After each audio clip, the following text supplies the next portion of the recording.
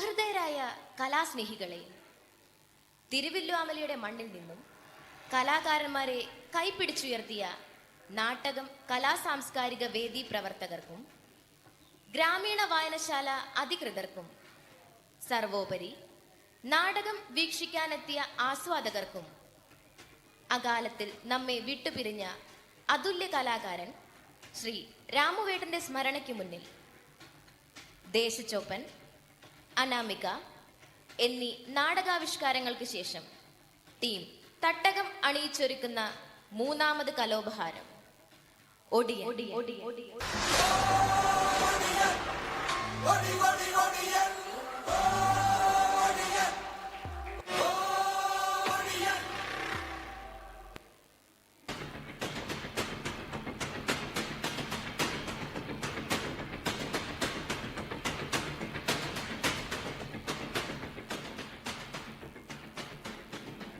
സംവിധാനം വേണു പി നായർ.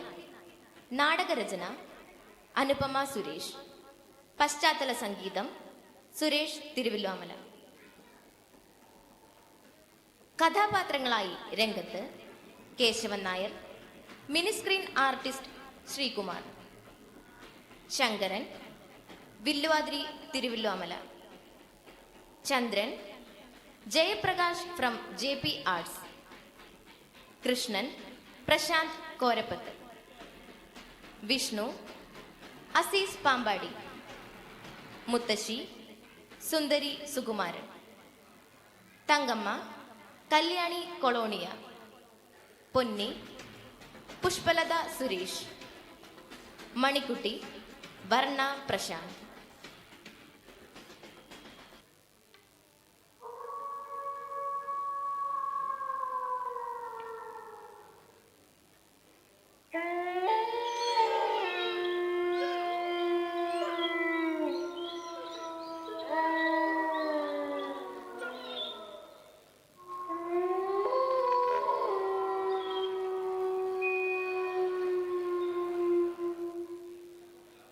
കാവിൽ സന്ധ്യാദീപം തെളിഞ്ഞിട്ട് നാളുകളായി. കരിമ്പന ചുവട്ടിൽ രക്തത്തിന്റെ ഗന്ധം അലയടിക്കുന്നു. കവലയിൽ നിന്നും കാവിലേക്കുള്ള പാത എന്നും വിജനമാണ്. പകൽ സമയത്ത് പോലും ആളുകൾ പോകാൻ ഭയക്കുന്നു.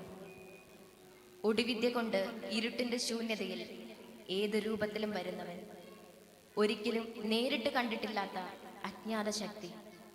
അതിന് ആളുകൾ നൽകിയ പേര് ഒടിയൻ.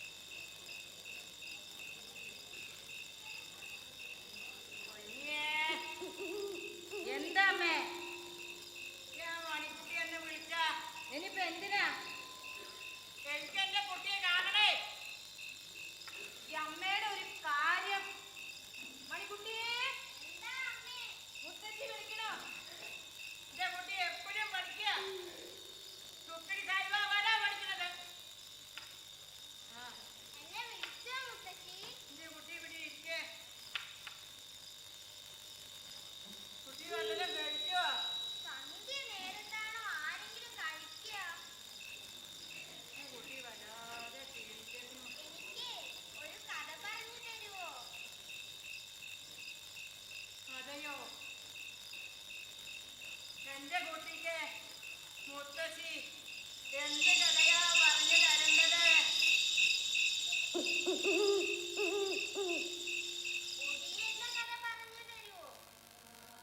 ഒടിയന്റെ കഥയോ?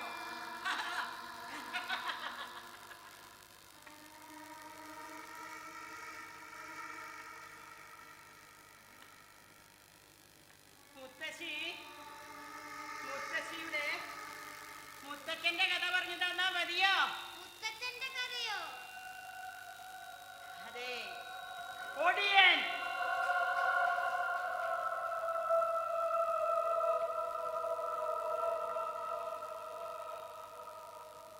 പോത്തിന്റെ രൂപം കൊണ്ട് നടക്കുന്നവനല്ല ഒടിയൻ.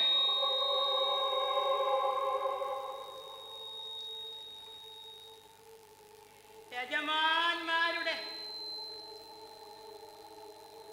ആജ്ഞയനുസരിച്ച് ജീവിക്കുന്നവനാ ഒടിയൻ.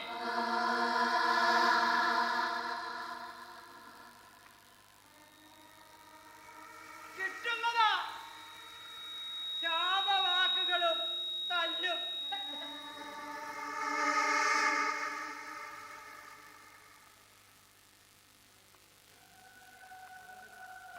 ആനയായും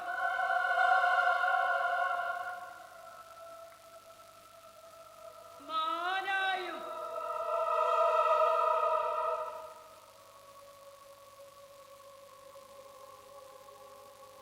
പശുവായും വേറെ വേറെ രൂപം കൊണ്ടുവരുന്നവനാ ഒടിയൻ. എന്തിനു വേണ്ടി? ആർക്കു വേണ്ടി? അമ്മേ, അമ്മേ, അമ്മേ. അയ്യോ എന്റെ മോള്, അയ്യോ ഈ അമ്മയുടെ ഒരു കാര്യം, ഇതിനാണ് കുട്ടിയെ വിളിച്ചത്. ഒരു ഒടിയന്റെ കഥ. അമ്മ ഒരു കാര്യം ഓർത്തോളൂ, എന്റെ ശങ്കരേട്ടൻ ജയിലില്ല, അതമ്മ മറക്കണ്ട.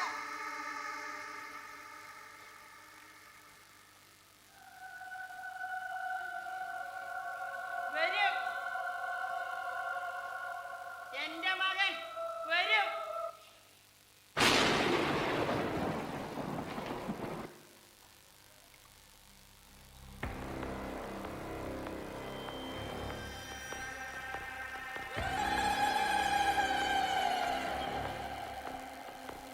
കൂരിരുട്ടില് കാൽക്കുള്ളമ്പാടെ ചുട്ടണക്കെണ്ണ കാറ്റുരുഞ്ഞൊടെ വേട്ടയാടണതാരിതുപടെ എട്ടു ദിക്കിലും മാമണിയണേ. കൂരിരുട്ടില് കാൽക്കുള്ളമ്പാടെ ചുട്ടണക്കെണ്ണ കാറ്റുരുഞ്ഞൊടെ വേട്ടയാടണതാരിതുപടെ എട്ടു ദിക്കിലും മാമണിയണേ.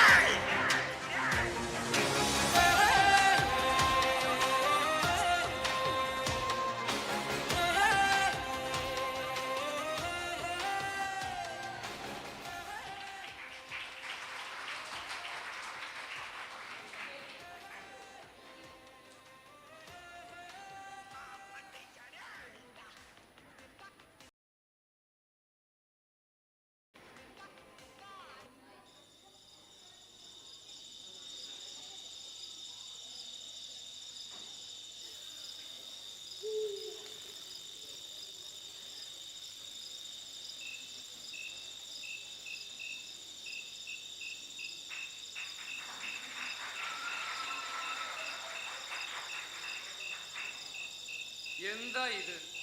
നേരെ എത്രയായി? ഇതുവരെ വിളക്കൊന്നും വെച്ചില്ലേ? മണിക്കുട്ടി,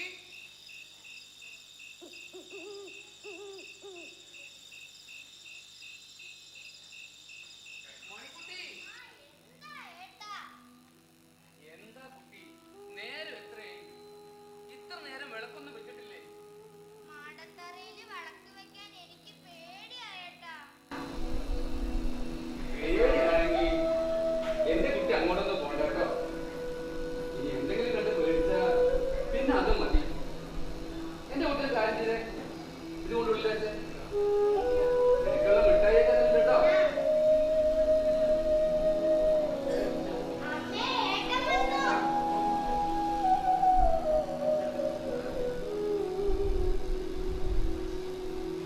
വന്നോ? തുണിയൊന്നും മാറ്റിയില്ല ഇതുവരെ. ഞാനിപ്പോ വന്നേ ഉള്ളൂ അമ്മേ. മണിക്കുട്ടിയെ, ഏട്ടനുള്ള ചായ അമ്മ വീട്ടിന് പുറത്ത് അടച്ചു വെച്ചിട്ട് കൊണ്ടു കൊടുക്ക്. ചായ വേണ്ടമ്മേ, ഞാൻ വരുന്ന വഴിക്ക് ആ മൂത്താളെ ചായ കൊടുത്തിട്ടാ വന്നത്. ദാ ഏട്ടാ ചായ. എന്താന്ന് പറഞ്ഞില്ലേ? വേണമെങ്കിൽ ചായ കുടിച്ചോ, അല്ലെങ്കിൽ ഉറുമ്പ് വെട്ട ചായ കുടിക്കേണ്ടി വരും. ഇവളുടെ ഒരു കാര്യം ഇങ്ങോട്ട് കൊണ്ടങ്ങനെ. നിനക്ക് വേണോ? അമ്മേ, എന്തിനാടാ പാവം? ഇതാണമ്മേ. നീ പോയ കാര്യം എന്തായി മോനെ? മണിക്കുട്ടി, നിനക്ക് പഠിക്കാനൊന്നുമില്ലേ? പോയിരുന്നു പഠിച്ചേ. എപ്പോഴും പഠിക്കുക പഠിക്കുക. എന്നെ പഠിപ്പിച്ച് കളക്ടറാക്കാൻ പോവാ ഇവിടുത്തെ ക്ലാസ്. എന്തിനാടാ അതിനെങ്ങനെ ചുണ്ടി പിടിപ്പിക്കണേ? വെറുതെയാണമ്മേ. വക്കീലിനെ കണ്ടോ നീ? മണിക്കുട്ടി, ഞാനൊന്നും കേട്ടില്ലേ. വക്കീൽ എന്താ പറഞ്ഞേ? വക്കീലിനെ കണ്ടു അമ്മേ. അച്ഛൻ നിരപരാധിയാണമ്മേ.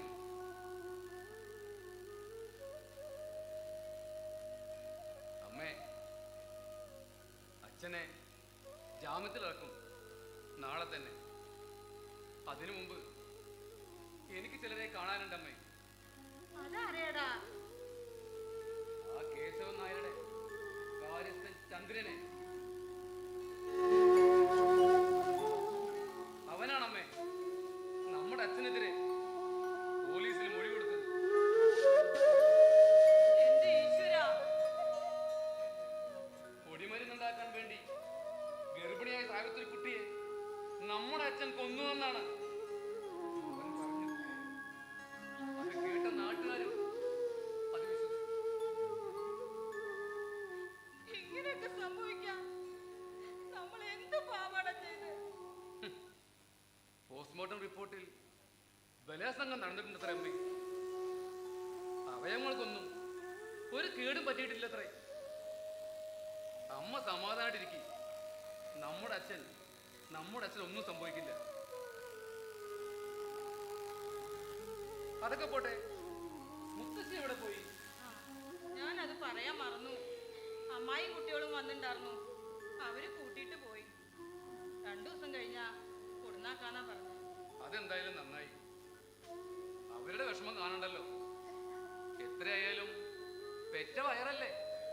അവർക്ക് വിഷമമില്ലാതിരിക്കുവോ? അതൊക്കെ ശരിയാടാ. അമ്മേ, ഉച്ചയ്ക്ക് ഞാൻ ഒന്നും കഴിച്ചിട്ടില്ല. എനിക്കാണെങ്കിൽ നല്ല വിശപ്പുണ്ട്. എന്നാ എന്റെ മോൻ വാ, അമ്മ ചോറ് വിളമ്പി തരാം. ശരി അമ്മേ.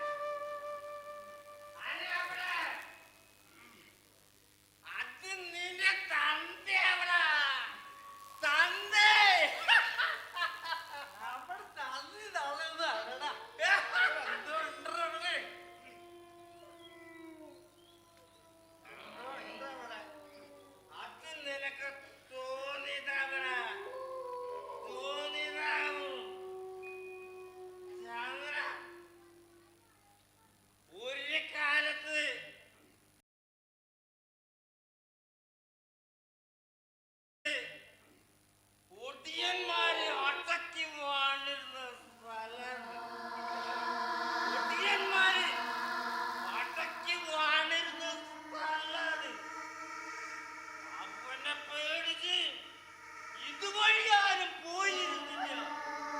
ഇതുവഴി ആരും നടന്നു പോയിരുന്നില്ല.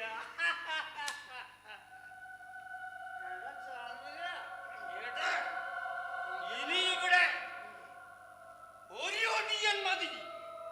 ഒരു ഒടിയൻ.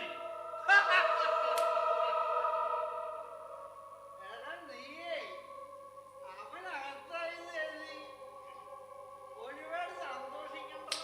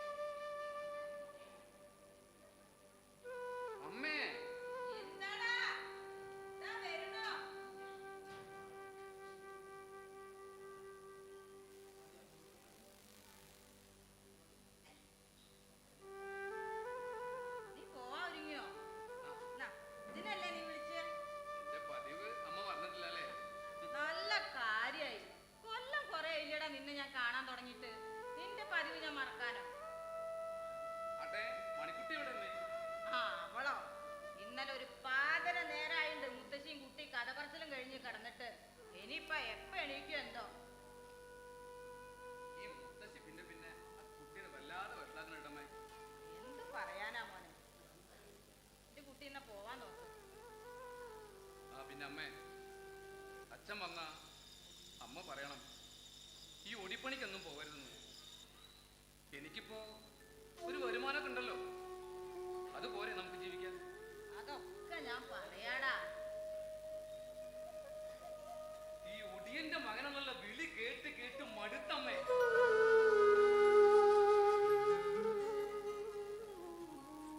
അച്ഛന് ഇഷ്ടണ്ടായിട്ടല്ല മോനെ ഓടിപ്പണിക്ക് പോണത്.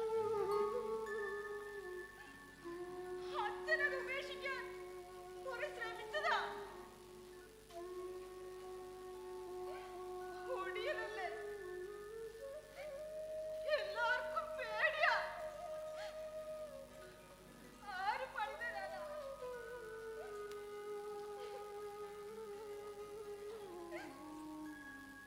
നിനക്കറിയോ, ഒരു ദിവസം രാഗമൂട്ടായിട്ട് തോട്ടം കാവലും കഴിഞ്ഞ് അച്ഛൻ വരുമ്പോ കീഴളന്മാരുടെ കൂരകളിൽ നിന്നും ഇറങ്ങിപ്പോകുന്ന തമ്പ്രാക്കളെയാ കണ്ടത്. ഒടിവേഷത്തിൽ അച്ഛനെ കണ്ടതും അവരവിടുന്ന് ഓടിപ്പോയി. പിന്നീട് ഒരിക്കലും അവരാ വഴിക്ക് വന്നിട്ടില്ല.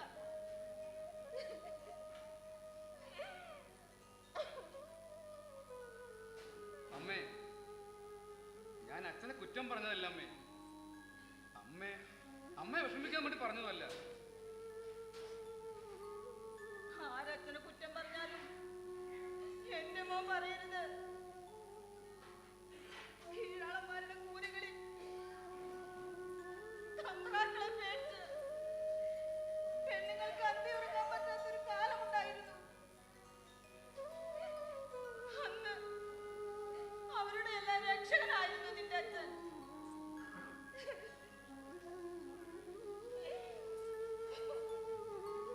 അമ്മേ, അമ്മ സമാധാനിക്കമ്മേ. ഞാനില്ലേ, ഞാൻ പോയിട്ട് അച്ഛനെ കൂട്ടിയിട്ട് വരാം. അമ്മ സമാധാനായിട്ടിരിക്കമ്മേ.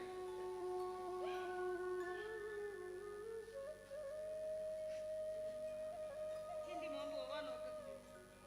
ഇപ്പൊ തന്നെ സമയം ഒരുപാടായി. ഞാൻ പോയിട്ട് വരാമേ.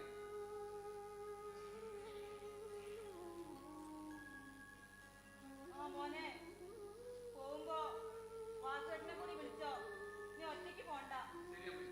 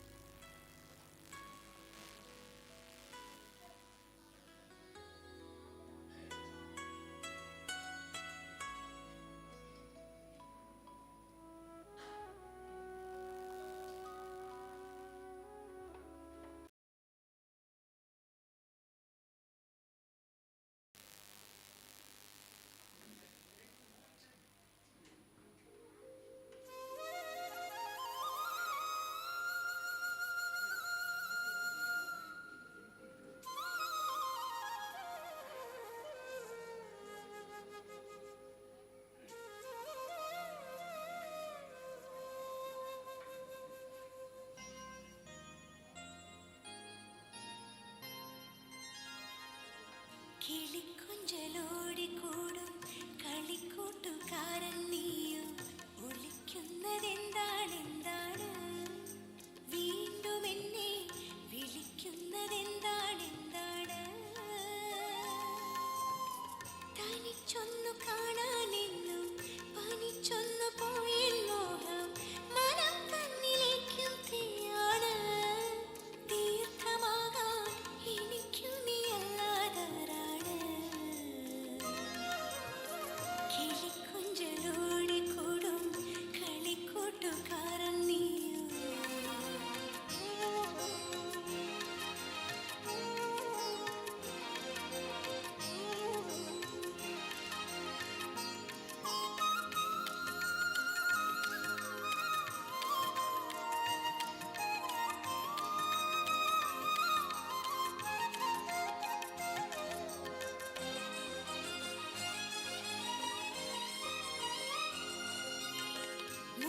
തണ്ടുമോളും നേരം ഇടം കണ്ണടങ്ങാതെന്തു കൊതിക്കുന്നു ഗോപാലി പെണ്ണ്. എന്നിലാകെ കിതയ്ക്കുന്നു ഗോശാലം പെണ്ണ്. മുളം തണ്ടുമോളും നേരം ഇടം കണ്ണടങ്ങാതെന്തു കൊതിക്കുന്നു ഗോപാലി പെണ്ണ്. എന്നിലാകെ കിതയ്ക്കുന്നു ഗോശാലം പെണ്ണ്. ഇളം മഞ്ഞിറങ്ങിയുള്ളിൽ ഇലക്കാറ്റിണങ്ങി മേൽ മുഖം തന്നിടാതെ എന്നാണ് പണ്ടു തൊട്ടേ സുഖം തന്നൊരോളം നീയാണ്.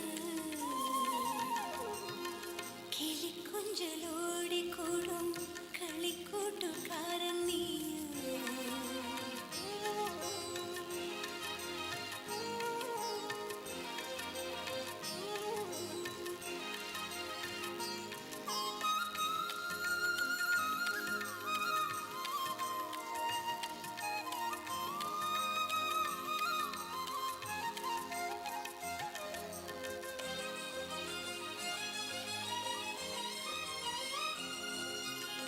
മഴക്കാറു കാണും നേരം പുഴത്താളമോടെ ഞാനും ചിലമ്പുന്ന കാളിന്തി പെണ്ണ്.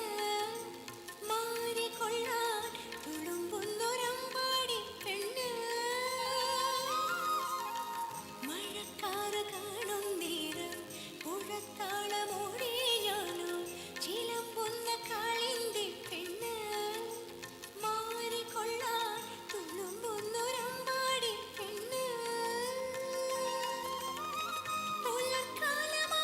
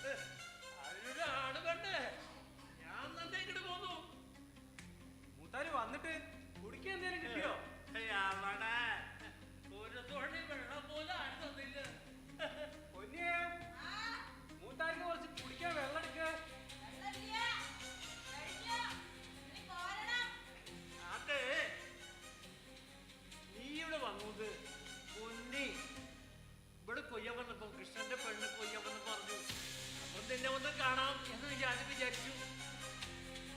കൂട്ടുകാര് വന്ന കാര്യം പറഞ്ഞില്ലല്ലോ. അത് ചങ്കര, നമ്മുടെ പാടവകത്തെ വളപ്പില് കള്ളന്മാരുടെ ശല്യം കൂടുതലാ. നീയുള്ളപ്പോ ഇപ്പൊ തേങ്ങയൊന്നും കിട്ടാറില്ലേ?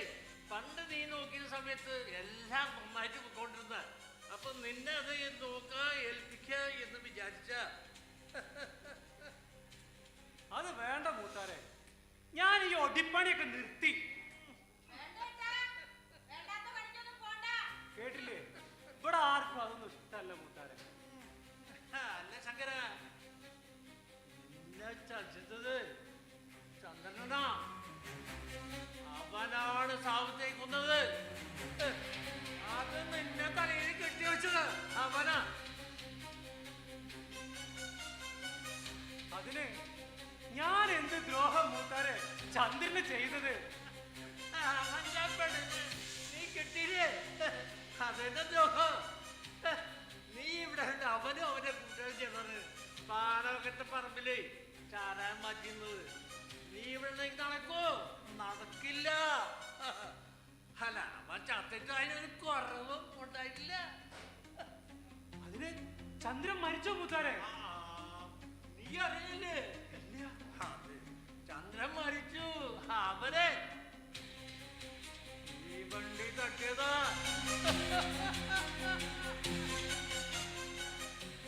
നിന്റെ മോനാണ് ശവം ആദ്യം കണ്ടതും പോലീസ് അറിയിച്ചതും. അല്ല, അവൻ ചാവേണ്ടവൻ തന്നെയാണ്. എന്നോട് ആരും പറഞ്ഞില്ല. ഞാൻ ഇപ്പോഴാ അറിഞ്ഞത്. അത് കഷ്ടായി. നിന്റെ ഒരു ഉറപ്പ് കിട്ടിയാൽ എനിക്ക് പോകായിരുന്നു. മൂത്താർ ഈ സന്ധ്യാ നേരത്ത് ഇവിടം വരെ വന്ന് ഇത്രയൊക്കെ പറഞ്ഞ സ്ഥിതിക്ക് എങ്ങനെ ഞാൻ പറ്റില്ല എന്ന് പറയാ? അതുകൊണ്ട് ഈ അടിപ്പണിയും കൂടി ഞാൻ ചെയ്യും, മൂത്താർക്ക് വേണ്ടി. അതാ എനിക്ക് വിശ്വസിക്കാനല്ലേ? മൂത്താര് ധൈര്യമായിട്ട് വെക്കോ.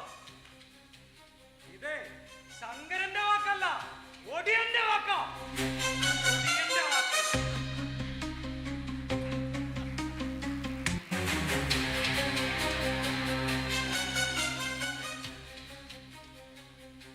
അല്ല, നേരെ ഒരുപാടായില്ലേ മൂത്താരെ? ഞാൻ കൊണ്ടുവിടണോ? ഏയ്, വേണ്ട വേണ്ട. ഈ റെയിൽ മുറിച്ച് കിടന്നാൽ എന്റെ വീടായില്ലേ, ഞാൻ പോക്കോളാം. മൂത്താര് സൂക്ഷിക്കണം. ഈ വഴി കൂടെയൊക്കെ എത്ര നടന്നിട്ടുള്ളതാ ഞാൻ. കുഞ്ഞേ, നീ ഒറ്റയ്ക്കാവുമല്ലോ. മൂത്താര് വെക്കോ, അത് ഞാൻ നോക്കിക്കോളാം.